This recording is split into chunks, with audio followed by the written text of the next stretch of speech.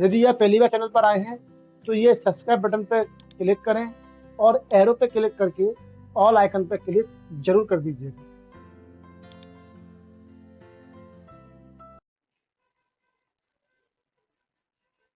Excel की unit number 4, MS word की, MS office की यूनिट नंबर 4, जिसका नाम एमएस एक्सेल है। एमएस एक्सेल क्या है, इसका उपयोग क्यों किया जाता है? यह एक स्प्रेडशीट प्रोग्राम है जिसमें हम बड़ी मात्रा में डेटा भर सकते हैं। एक्सेल जो एक फाइल होती है जिसमें अपन डाटा को बहुत ज़्यादा भर सकते हैं। इसमें बनने वाली टेबल जो होती है, टेबल पहले से बनी होती है, इसलिए हमको अलग से टेबल बनाने की जरूरत नहीं होती है। बस हमें इसमें अपना डाटा भरना होता है। आप लोगों ने एक्सेल देखा होगा, नहीं तो मैं अभी दिखाऊंगा। इसमें टेबल पहले से बनी आती है। इसमें बनने वाली फाइल को हम वर्कबुक कहते हैं। जिस प्रकार से एमएस वर्ड में हम डॉक्यूमेंट फाइल कहते हैं, वैसे ही एक्सेल में वर्कबुक कहा जाता है।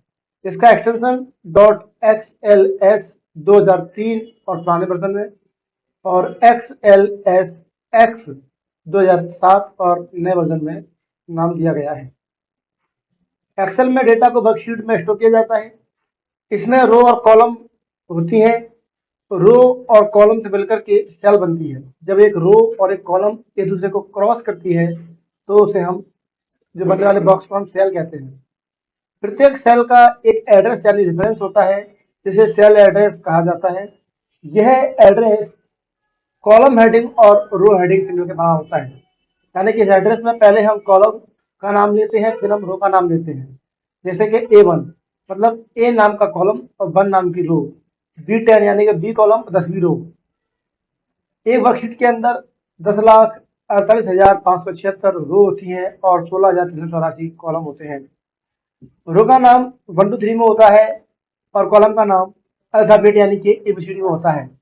इसमें कुल मिलाकर के 10,48,576 गुणा 16,384 गुणा कर देंगे तो निकल के आ जाएंगी टोटल सेल। तो इसमें कुल इतनी सेल होती हैं एम। और एक वर्कबुक के अंदर 255 वर्कशीट बन सकती है।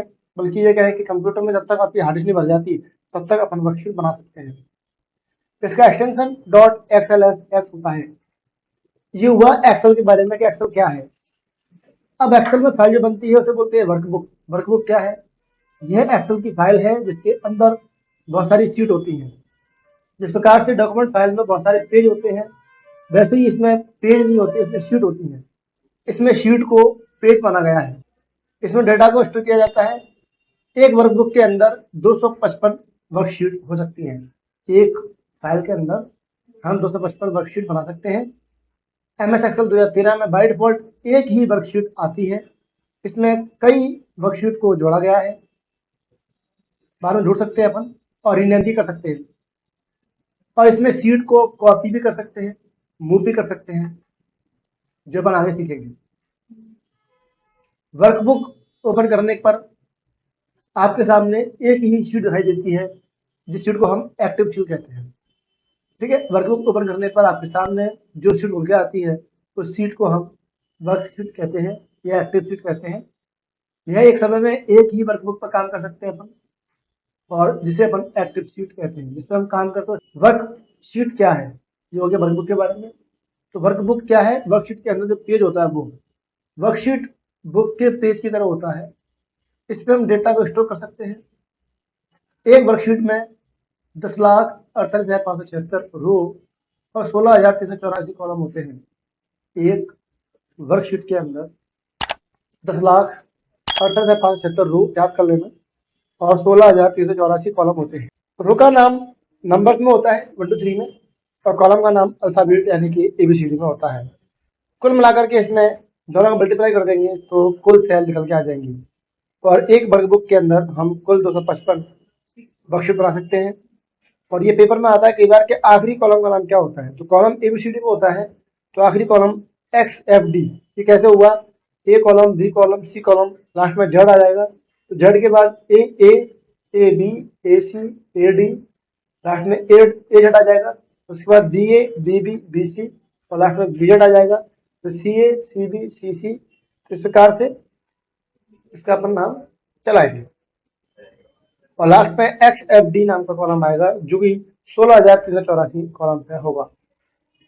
रो और कॉलम के मिलने पर सेल बनती है और एक वर्कशीट के अंदर कितनी सेल होती है, दोनों का मल्टीप्लाई कर दो। सेल में डेटा को लिखा जाता है और एक सेल में 255 कैरेक्टर भी आ सकते हैं। एक सेल के अंदर 255 कैरेक्टर आते हैं। सीट भी 255 बन पाती है और सेल के अंदर डाटा भी 255 का ही आ पाता है। कॉलम में एवं रो के नाम को मिलाकर, कॉलम का नाम और रो का नाम मिलाकर सेल का नाम बनता है। सेल का एड्रेस होता है, दो सेल एड्रेस मिलकर रेंज बनाती है। एक सेल एड्रेस हो गया और जब दो सेल मिल जाती है आपस में तो उसे बोलते हैं अपन सेल रेंज। तो दो सेल एड्रेस मिलकर के रेंज बनाते हैं। इसमें दो या दो से अधिक सेल को आपस में मर्ज किया जाता है और सेल की फॉर्मेटिंग भी कर सकते हैं। मर्ज सेल क्या होता है? इस शब्द का उपयोग एक या एक से अधिक से लोगों को आपस में, एक से अधिक सेलों को, मतलब क्या है, इस ऑप्शन का उपयोग एक या एक से अधिक सेलों, है ना, सेलों को, सेल लोगों नहीं है, सेलों को आपस में जोड़ने के लिए करते हैं। फॉर एग्जांपल आपके पास 4 सेल हैं और उन्हें जुड़ के हम एक बनाना चाहते हैं तो उसे हम मर्ज कर देंगे। ठीक है, इसके लिए हमें सबसे पहले उन सेलों को, उन सेलों, जरो नहीं है, उन सेलों को सिलेक्ट कर लेना चाहिए जिन्हें हमें मर्ज करना है। चुनने के बाद सभी को एक साथ चुनते हैं, तो इसके बाद इस ऑप्शन पर क्लिक करते हैं, यानी कि मर्ज पे क्लिक करते हैं तो हमारी कंप्यूटर की जो चुनी हुई सेल होती है वो मर्ज हो जाती है, एक बन जाती है। सेल रेंज क्या है? सेल रेंज मतलब एक सेल से दूसरे सेल तक की दूरी, उसे हम रेंज कहते हैं। जब हम एक या एक से अधिक सेल या एक से अधिक रो और कॉलम को चुनते हैं तब हम उसे रेंज कहते हैं। उदाहरण के लिए A1 से A4 तक, तो 4 सेल हमने ले ली। ठीक है, एक्सेल का उपयोग क्यों करते हैं तो मैंने बता दिया, जो डाटा हमें भरना है, टेबल के रूप में भरना है, तो उसके लिए हम एक्सेल का इस्तेमाल करते हैं। आज के समय में एमएस एक्सेल का उपयोग दुनिया के हर कंप्यूटर में होता है। प्रत्येक सरकार अपने कार्य करने के लिए अपने विभाग में, अपने ऑफिस में एक्सेल को बढ़ावा दे रही है और एक्सेल के माध्यम से बहुत सारे काम कर सकती है। आज के समय में हर कैलकुलेशन के क्षेत्र में एमएस एक्सेल का उपयोग किया जाता है, क्योंकि इसके माध्यम से बड़ी से बड़ी कैलकुलेशन को चुटकियों में कर सकते हैं, एक मिनटों में कर सकते हैं, सेकंड में कर सकते हैं। ठीक है, तो इसलिए इसका इस्तेमाल किया जाता है। इसका उपयोग, एमएस एक्सेल का उपयोग इस प्रकार भी है, डेटाबेस बनाने में, अकाउंटिंग करने में, गणितीय कार्य में, तार्किक में, database management, chart creating, filter sorting, report, budget और डाटा फॉर्मेटिंग। इसके फीचर्स क्या हैं? वही फीचर्स हैं जो पहले एमएस वर्ड में थे। अगर आपको याद है, अच्छी बात है, नहीं तो फिर से दिखाता हूँ मैं। यूजर फ्रेंडली है, ये चलाना बहुत आसान है। एमएस एक्सेल बहुत ही आसान होता है और ये बहुत ही यूजर फ्रेंडली होता है। ठीक है, माइक्रोसॉफ्ट एक्सेल में काम करना बहुत आसान है, इजी है, क्योंकि ये कैसा है, यूजर फ्रेंडली है। इसमें मेनू और टैब होते हैं। फॉर्मूला एंड फंक्शन, इसमें अपन फॉर्मूला इस्तेमाल कर सकते हैं जोड़ने में, घटाने के लिए। तो एमएस एक्सेल विभिन्न प्रकार के इनबिल्ट फार्मूला और फंक्शन का इस्तेमाल करता है, जिससे हम चुटकियों में किसी भी कैलकुलेशन कर सकते हैं। इसका उपयोग करके हम अपने डाटा को ऑटोमेटिक कैलकुलेट भी कर सकते हैं। एडवांस फिल्टर, माइक्रोसॉफ्ट एक्सेल का उपयोग अधिकतर बड़े डेटा को सेव करने के लिए करते हैं, और जब डेटा बड़ा हो जाता है तो इसे मैनेज करना मुश्किल होता है, आसान नहीं होता, तब हम इसको फिल्टर के माध्यम से डाटा को ढूंढना, फाइंड करना, सर्च करना, क्रम में लगाना बहुत आसान हो जाता है। टेक्स्ट टू कॉलम, जब हम किसी सेल के अंदर डाटा लिख देते हैं और डाटा को कॉलम में बांटना होता है तो टेक्स्ट टू कॉलम का इस्तेमाल करते हैं। यह एक महत्वपूर्ण विशेषता है, यह एमएस एक्सेल का सबसे, जिसके द्वारा हम किसी भी टेक्स्ट को कॉलम से कन्वर्ट करके एक्सेल में या डाटा में कन्वर्ट कर सकते हैं, अलग अलग सेल में बांट सकते हैं। पाइवट टेबल बना दिखाऊंगा कैसे बनाते हैं। पाइवट टेबल का उपयोग बड़े कंप्यूटर को समराइज करने के लिए, बड़े डेटाबेस को, आप डेटाबेस बनाया जिसमें 500 लोगों का डाटा है और आपको समराइज करके देखना है, छोटा करके देखना है, तो देखने के लिए हम पाइवट टेबल का इस्तेमाल करते हैं। यह एमएस एक्सेल का एक महत्वपूर्ण विशेष फीचर्स है। पाइवट टेबल हमें इंसर्ट मेन्यू में मिलेगा। कंडीशनल फॉर्मेटिंग, यानी कि हम चाहें उसे रंगीन कर लो और चाहे किसी को रंगीन मत करो।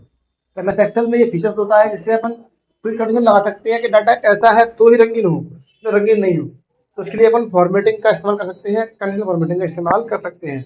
जैसे कि डाटाबेस में केवल 18 के व्यक्तियों को डाटा को ग्रीन करना है, जिनकी एज 18 है, उन्हें रंजीन करना है, तो इसके लिए अपन कंडीशनल फॉर्मेटिंग का इस्तेमाल करेंगे।